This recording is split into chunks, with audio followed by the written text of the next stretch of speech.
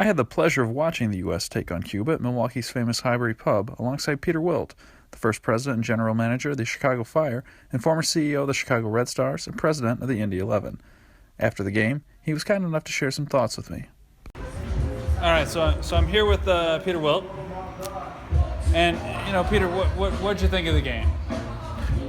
Today's game, I don't know, it's fun sitting around drinking a couple of beers, watching it with you, but there's really not much to glean from it. It was, it was a friendly in the utmost. I mean, they only played it for political reasons, and certainly the U.S. didn't take it too seriously, just trying to avoid injuries, and for the most part, except for Birnbaum's skull, accomplished that. I don't know. It was a bad field. The players didn't seem to really be taking it seriously, so it was just some running around. Is there anything or anyone you feel like you could take from this, or that you liked out of this? Not really. I mean, it was nice for Julian to get on the board in Wando, but this stage you'd like to be seeing a little bit more, some more seriousness. It was nice that Pulisic could get on the field again.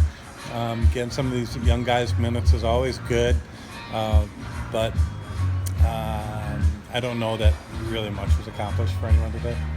Maybe it's kind of just my opinion, but do you think they were just sort of playing to not get injured because they're a month roughly from playing against Mexico, and most of the guys who were in the lineup were probably guys who were going to play in Columbus next month?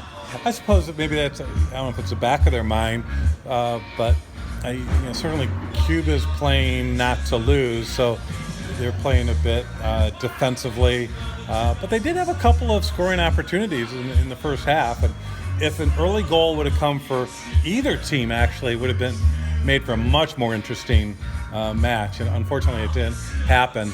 And by the time it did, Cuba didn't really react by opening the game up, and the U.S. didn't seem particularly interested in running up the score. So it resulted in a pretty dull game. Our thanks to Peter for taking the time to talk to USFanTV.